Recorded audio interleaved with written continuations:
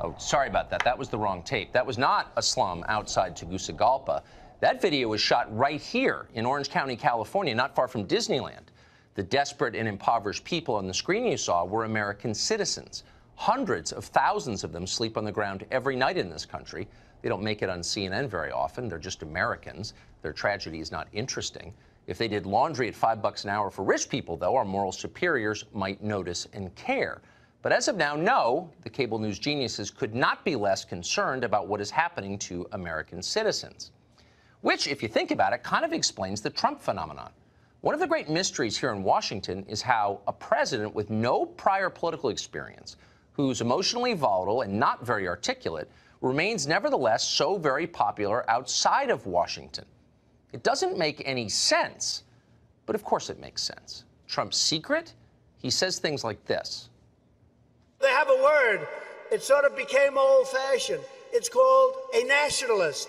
And I say, really, we're not supposed to use that word. You know what I am? I'm a nationalist, okay? I'm a nationalist. A nationalist.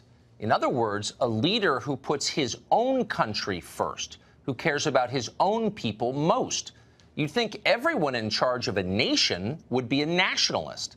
Putting the interests of your own citizens above those of citizens of other countries was once considered a prerequisite for running a democracy. Not anymore. Now it's considered immoral, evil, in fact. Watch this. Nationalist. Use that word. We're going to talk about that word tonight. It is a favorite of the alt-right and is loaded with nativist and racial undertones. He's weaponized race and sort of nationalism and dog whistles. You're suggesting there's some kind of dog whistle there. It is. It is. It applies. It does provoke hate activities. What are you trying to say as President of the United States, that you're a nationalist? Americans know what that means. It's not even a dog whistle anymore. It's a bullhorn. Not a whistle. It's a bullhorn. Hitler was a nationalist. Of course, so were Mahatma Gandhi and Abraham Lincoln and every other leader of every other nation state throughout history until about 20 minutes ago. But whatever. Nationalism provokes, quote, hate activity, says a sitting U.S. senator.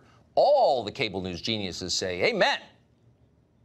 There was a time, in my lifetime, I'm not that old, when a picture like that would have just elicited nothing but sympathy and empathy among the American people. You see that and you think, oh, my God, what must be happening where those people are coming from? How can we open our arms to people like that? These people are coming and asking for asylum. Guess what, Ben? It's in our laws that people are allowed to come to our borders and ask for asylum. This is a moral outrage that harkens to the worst excesses in the history of the country, to the separation of families at the slave auction blocks, to the separation of Native American families. Hope you're following that at home. Immigration, it turns out, is not a civic question that American voters might be allowed to have opinions about. It's bigger than that. It's a moral outrage. It's a humanitarian crisis. The law is irrelevant here. So are any of your stupid, selfish concerns about the effect of impoverished foreigners moving into your neighborhood or your school district. The rule here is simple. Listen carefully.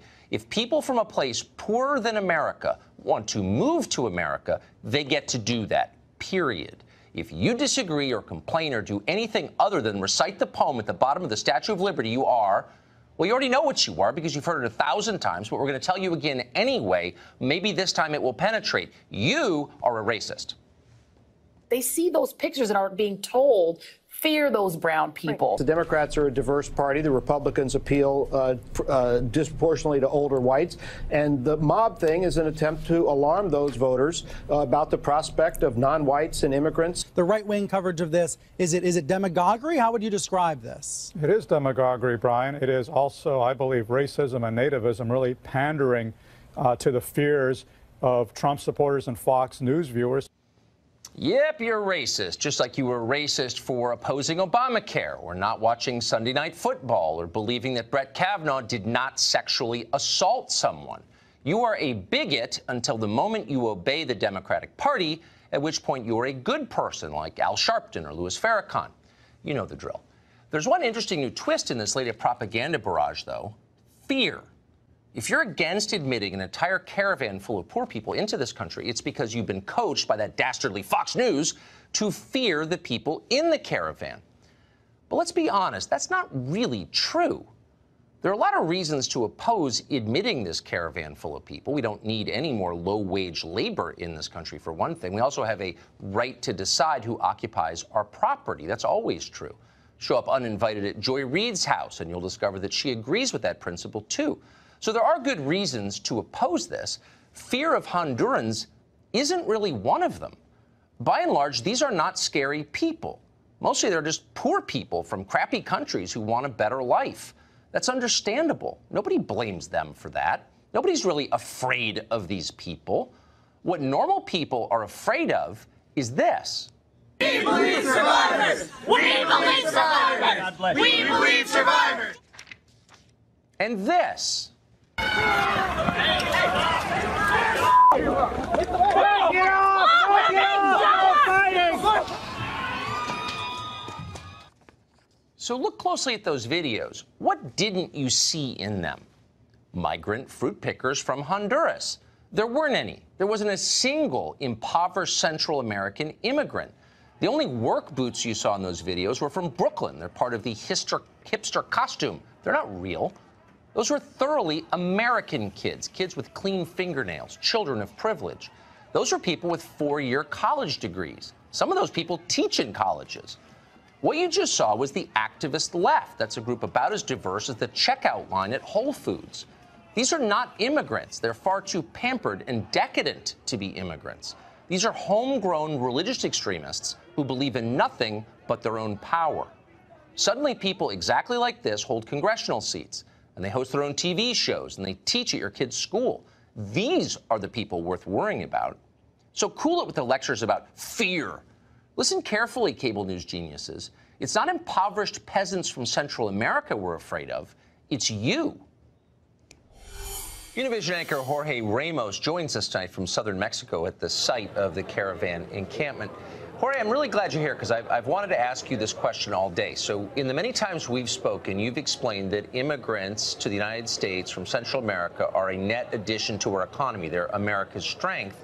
They make this a much better country. Given that, why isn't Mexico jumping at the chance to absorb these migrants into its economy? Why is it wasting this human capital?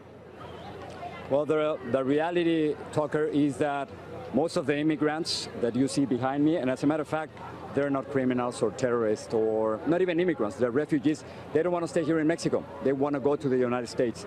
Their plan is just to have a better life in the United States, and they are refugees. So I think we have to treat them with respect. We have to listen to the stories, hear their cases, check their backgrounds, and if they apply for political asylum, go through the process. The reality, Tucker, I understand what you're asking, but the reality is that they don't want to stay in Mexico, where, by the way, in the last 12 years, more than 200,000 people were killed. They don't want to stay here. They're fleeing violence and extreme poverty in Honduras, most of them. So they want to go to the United States. They don't want to stay here in Mexico. And in Mexico, by the way, they crossed the border between Guatemala and Mexico. I was there this morning, but that's probably just for Donald Trump to see. Just by the bridge, you will see little boats crossing thousands of immigrants in the last few days for $1 per person. But I'm confused. But hold on. Hold on. For show, the reality is completely different. Okay, so you say that the United States must show respect to these, what you call refugees. Why doesn't Mexico show them respect? Mexico is a rich country, the richest in the region. There are more billionaires in Monterrey and Mexico City than there are in Washington, D.C. Why are they sleeping on the ground? And why haven't they been taken care of by rich Mexicans of goodwill, the blue-eyed ruling class of which you were a part? Where are they in this? Well, you know, it's a great question, and I'm so glad that you asked it, because Mexicans, despite what you might hear in social media, Mexicans have been treated, all these refugees, with incredible generosity and with incredible solidarity. I know that there are fake stories in the United States saying that these people were funded by George Soros and by Democrats or by Nicolás Maduro from Venezuela. Vice President Pence is completely wrong about that, because if they really finance these people, it was a scam. I've been talking to people here in Chiapas who don't have a single dollar, Tucker, to buy a bottle of water. So there's no financing here. And no, Mexicans, but hold on, that's my civilians, point. Not the politicians. The politicians, right. They've been playing the game with Donald Trump. But civilians, Mexican civilians, have been giving all these refugees a little money, water, food, clothes, but and why sometimes not, transportation. But hold on, to what go about to the I understand. Town. Yesterday I saw something okay. incredible. Wait, but let me just interrupt you and say, let me tell you. Okay, go ahead. Yesterday they went 26 miles, a marathon. Many kids, hundreds of kids, Tucker, and that's the people of the Caravan, not terrorists or criminals. I think most Mexicans are very nice people. I grew up next to Mexico. I always liked them. It's your ruling class I'm asking you about, the people who are some of the richest people in the world who spend the summer in France every year. And again, you're from this group, so you can speak to this. Where are they in this? Why aren't they taking care of these people who are sleeping on the ground? We can see them right behind you. But where are those people? Where are the Mexican billionaires? They're very good at lecturing us about our moral inferiority, but they don't seem to be helping at all. Why? No, I think you want to concentrate on what Mexicans are doing. I just told you that civilians have done it in a beautiful, generous way. And I think we have to concentrate now on what the role of the United States should be in all these crises. First of all, I spent 2 days with these refugees, and I have not seen a single person from the Middle East. That's a lie.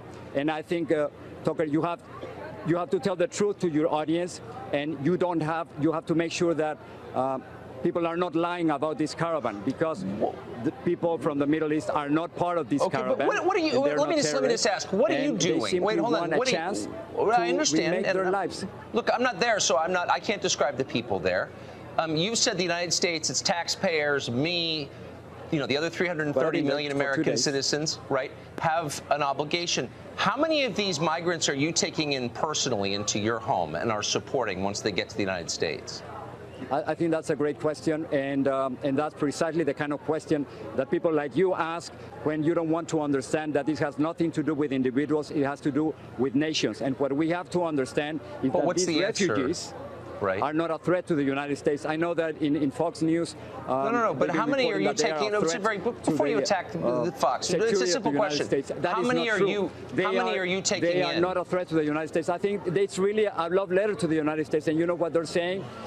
In the United States, please help us. You are the only ones who can help us. I think that's right. Exactly what they are asking from President Trump and from people like you and from all your audience. So I think it's very important that you send. What about you? Hold on, Jorge. Fox correspondents to this place and talk to them, and don't lie to your audience. But I'm not lying to the audience. Don't tell them that they're terrorists. I'm trying to get. Hold on. Tell them the truth about I'm going to stop with this. I'm going to stop with this. You and Fox News and President Trump are saying. I'm asking you a very simple question. Okay, let me just ask you, and let's answer this question. We can end on this. How many of these migrants are you personally taking responsibility for? How many are going home to Jorge's place in Miami at the end of the day? And please be specific. Yeah, well, I think that, again, this has nothing to do with individuals. It has nothing to do with me. I wish I could help all of them. But right now, we're talking about 7,000 here. We're talking about 2,500 kids. It is impossible for an individual to deal with a crisis like this. I think President Trump's immigration policy has been a complete failure. Have you donated money personally? Tucker, I hope that, you could help them donated too, money? And I wish I could help them too. Well, I wish we could do that. Well, sure I wish we could do something like that. But I bet if your kids were in danger of being raped or being raised in extreme poverty or being threatened with joining Amara or a gang, what would you do? I mean, would you take the risk? I could count on you to do a stand-up next to them, but probably not to help them, I noticed. Okay. Jorge, thank you so much. Appreciate it.